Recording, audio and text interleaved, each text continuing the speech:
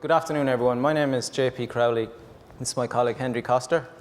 Henry and I are both client-facing consultants within Mercer's investment business. And relating to today's topic, we're both part of an internal group that's focused on post-retirement and life cycle investing. Now, you might see from your agenda packs that today's separate breakout sessions are reasonably short and sharp. And the coordinators, you'll have noticed, are running a pretty tight ship. Rumour has it there's trapdoors up here somewhere, so if we happen to disappear from stage, there's a good chance we've gone over time. But what we'll aim to do is present for about 20 minutes and then allow some time for questions at the end.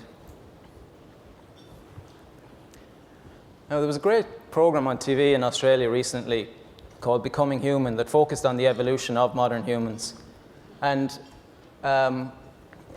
one of the things that they focused on recently was our closest ancestral relative, the Neanderthal. And Neanderthals, despite having larger brains and a longer history on Earth, in fact became extinct about 25,000 years ago because of their inability to adapt to their changing environment.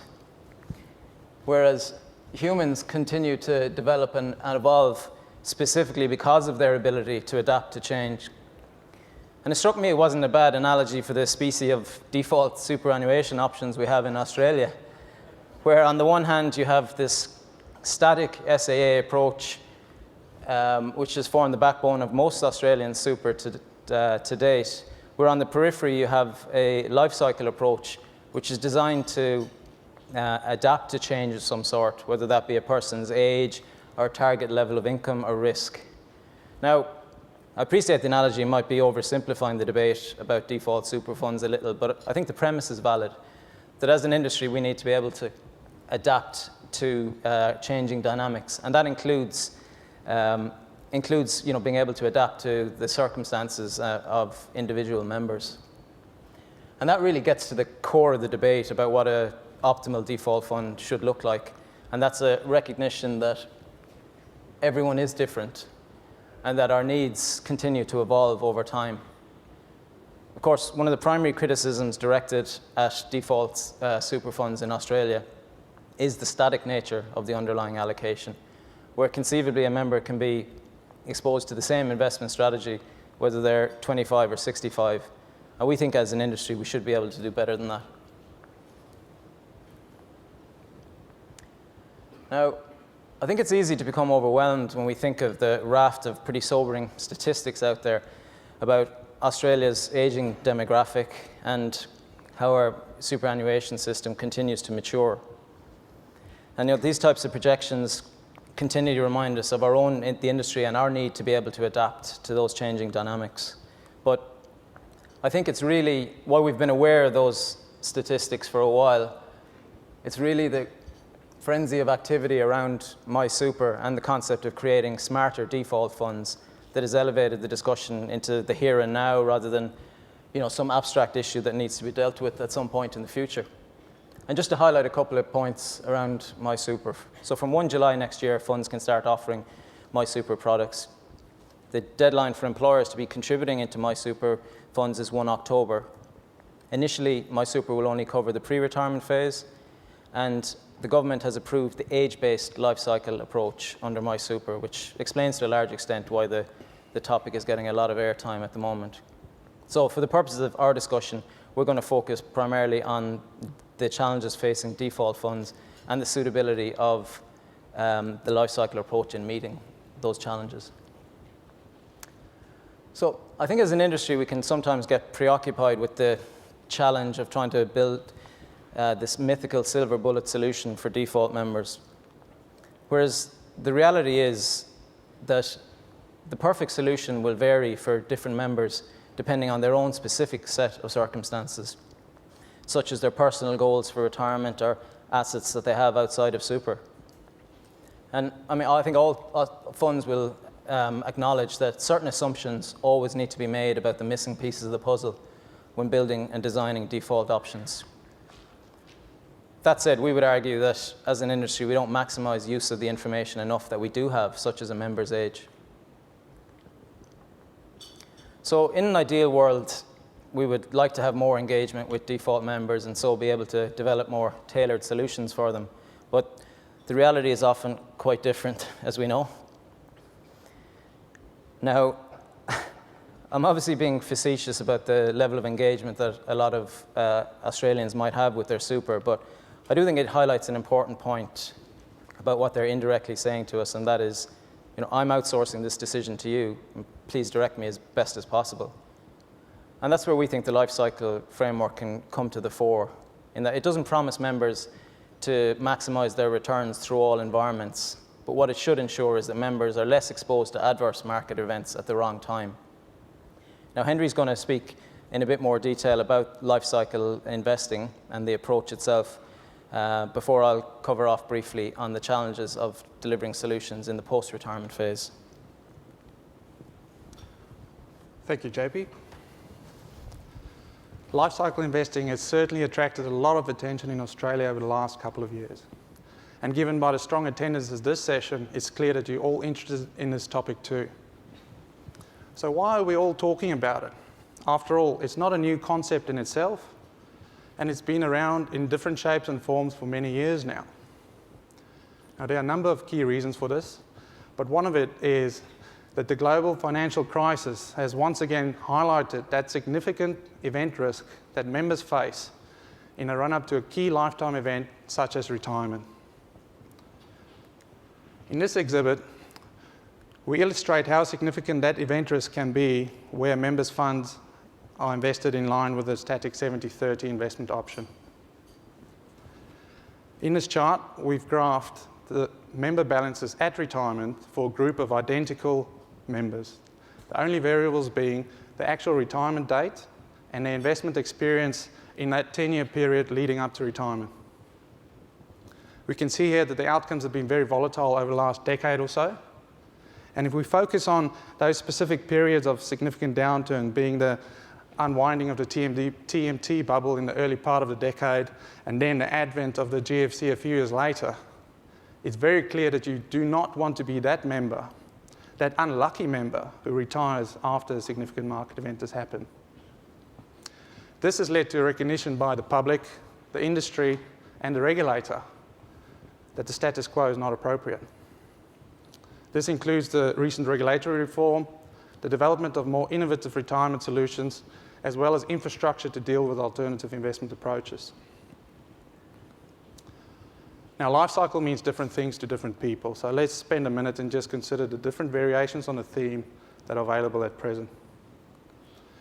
Firstly, we have age-based approaches, and a good example here is target date funds. Secondly, there's target risk approaches, and in the US in particular, you have target risk funds. And then finally, there's what can commonly be called dynamic approaches, and this really aims to deliver more tailored solutions at the individual member level. Now, these approaches all target different outcomes and range from being fairly simplistic and transparent to being sophisticated and complex. Now, at Mercer, we are very supportive of any approach that aims to improve on the current situation. However, we recognize that there are various hurdles faced by approaches that are more ambitious and aspirational than others. This includes headwinds such as philosophical implementation and regulatory issues. So where we're currently at, we consider that age-based solutions are the most viable in the Australian marketplace due to current regulations and the administrative capabilities. In particular, as JP mentioned, the MySuper regulations specifically allow for age-based solutions, whereas the other solutions are not currently explicitly covered. So let's compare the key characteristics of an age-based approach with that of the static 70 investment approach, which is commonly used as a default investment option at present. The key differentiating factor here is really how those two approaches behave in the run-up to retirement. This stylized example just highlights how the age-based approach is implemented through the glide path where the growth asset allocation is declining as the member ages. And it's really that critical 10-year period where the behavior is different. That characteristic allows the life cycle strategy to better manage the event risk in that final couple of years before retirement when the member no longer has the ability to recover from a significant downturn. balance is obviously spread over the earlier years of the member's lifetime.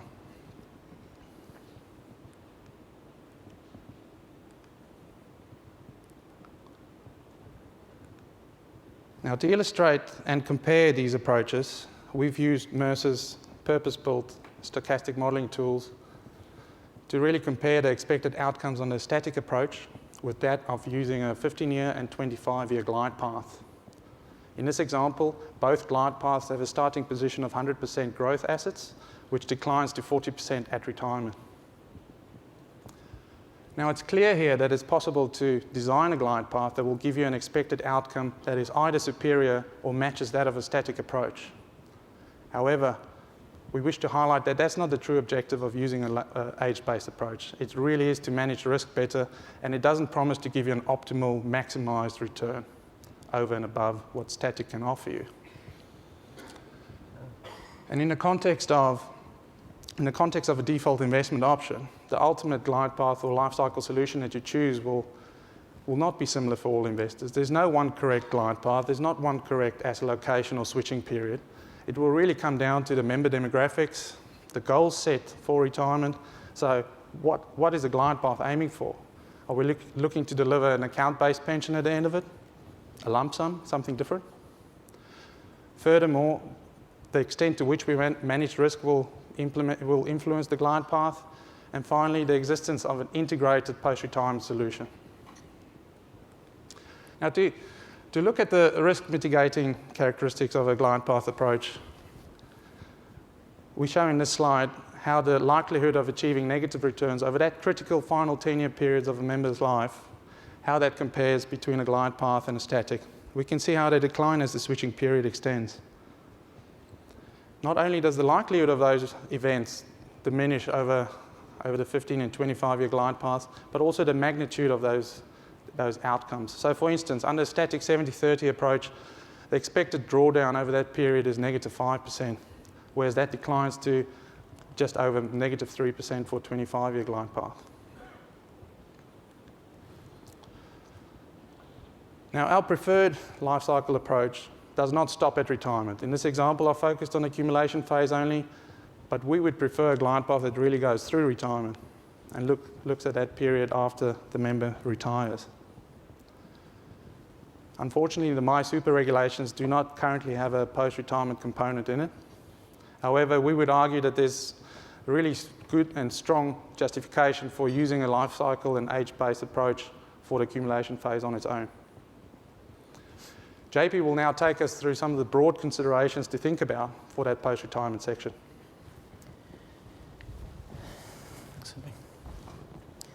There's broad recognition at this stage that the needs of retirees have been underserved in the past, and that's obviously because of the overemphasis on the accumulation phase.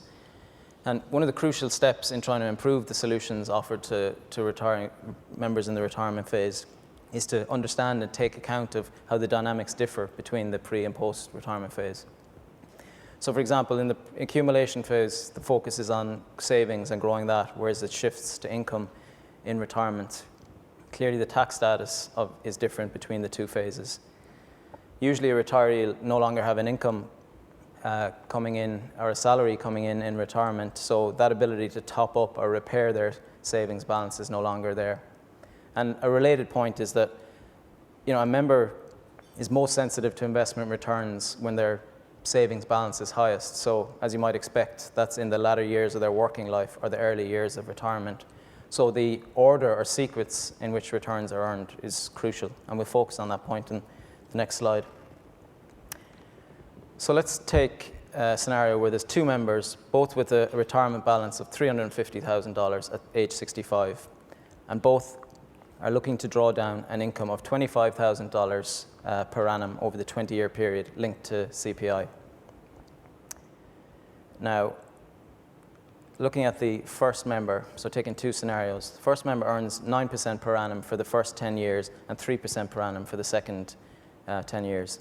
And we can see that their experience is quite a good one, where they can comfortably meet their income requirements over the 20-year period and have approximately $140,000 left after 20 years to support them in old age or meet any bequest plans that they might have. So just to consider the second member who earns those returns in reverse, so 3% for the first 10 years and 9% for the second 10 years. And we can see that the annualized return over that period is the same for both members, whereas their experience is a very different one, where those low returns that they received in the first 10 years when the savings balance was highest results in their savings being quickly drawn down, with the result that they run out of money at age 81. So this really just highlights not just the importance of investment returns to retirees, but the order in which they're earned. So we've considered how the dynamics differ between the pre- and post-retirement phase. Let's briefly compare the types of solutions that are out there to help protect members from what are seen as the key risks in this phase, being longevity, the risk of outliving your savings, market and inflation risk. Now, in addition to members seeking protection against these key risks, the following would probably be seen as nice to have or desirable features in any retirement solution. So the ability to maintain low costs, the ability to access your capital, potential to grow your savings, and the stability of income or security of that is crucial. Now, there's a growing range of retirement products coming to the market with various bells and whistles attached, but our comparison is going to focus on the three main categories that really all solutions fall under. So an insurance-based approach with a guarantee attached, such as a lifetime annuity, an investment-based approach, so your 70-30 fund, which is typical of most account-based pensions in Australia, and a hybrid approach, which looks to blend together the best features of the guaranteed and investment-based approach. So just to look at lifetime annuities first. That guaranteed income stream for life effectively eliminates any longevity or market risk on the behalf of the annuity holder.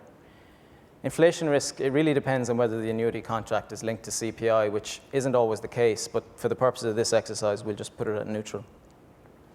So lifetime annuities score quite well against the key risks, whereas we can see not quite so well on the nice-to-have features.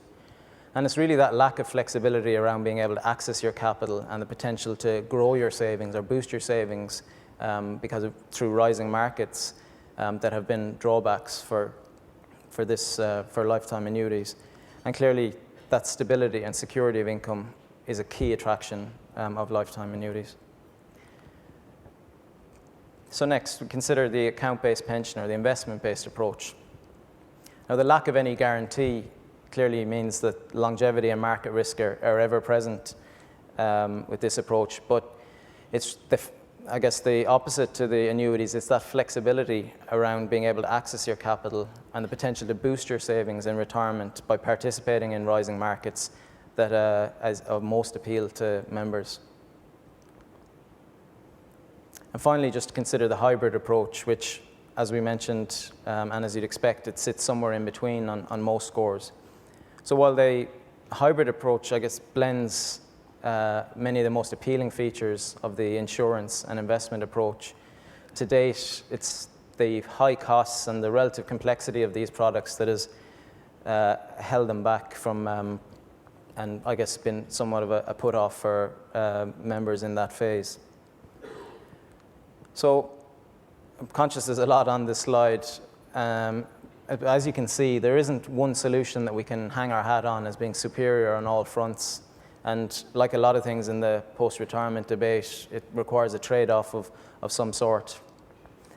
We would say that a crucial step in super funds trying to develop retirement solutions is to have a very good understanding of the underlying member base and being able to build solutions around that.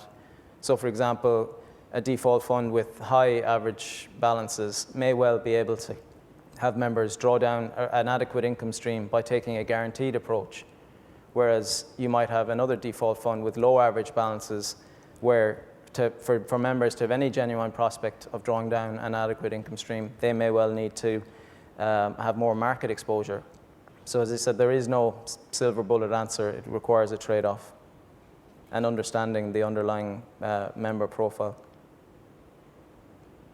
So we've talked about how members' needs evolve over time, and that very much remains the case in the post-retirement phase or in the retirement phase as well. Arguably, there's distinctive phases within retirement also, where a member might have higher income needs early in their retirement to reflect a more active lifestyle, and that income requirement might tail off eventually and spike again later in retirement as aged care and medical costs increase. So this is where we believe the life cycle framework can be an appropriate way of adapting to those evolving needs as well. But I'll hand over to Henry now to wrap up. Thank you, JP. Now, we've only, given the time constraints, only been able to scratch the surface on a very complex topic. But we wish to leave you with the following key takeaways from today's session. The first is that in a default investment context, we firmly believe that a life cycle approach can deliver improved outcomes for an investor over and above a static investment approach. Secondly, there's no need to wait anymore. The regulations have been largely formulated now, and given that implementation happens next year, a lot of the legwork will have to be done this year if we're going to look to use this as a catalyst to review and change default investment options. And finally, as JP has mentioned, member needs differ significantly in that retirement phase, and that we need to keep plugging away to develop suitable solutions for that phase and members to really improve their outcomes. So I'll conclude by paraphrasing some of the findings that Charles Darwin made in his book, The Origin of the Species, in that it's not the strongest and the most intelligent of the species that survives, but rather those that are more able and better to adapt with changing circumstances around them. Thank you very much. I believe we have a few minutes to take questions, so we'd like to open that up to the floor. Please raise your hand and use the mic as we did in the main sections this morning.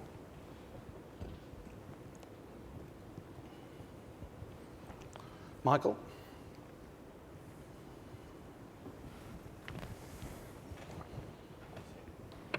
Thanks, Henry. The last fund that I worked with had age-based defaults, but there was still reasonably significant event risk because of the times when the glide path changed.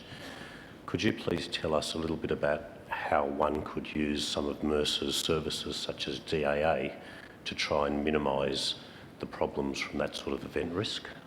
Sure.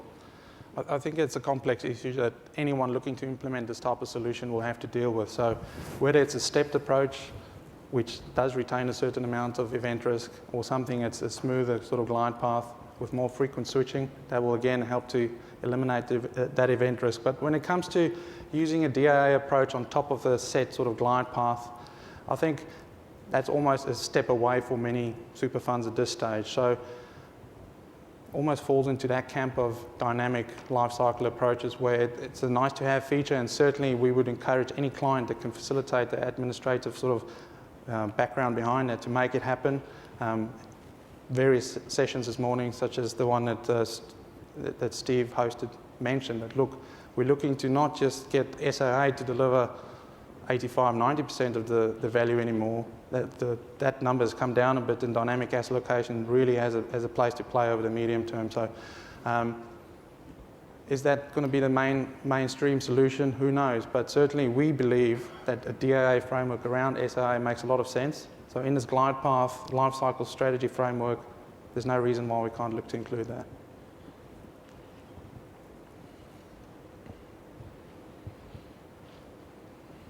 Any other questions?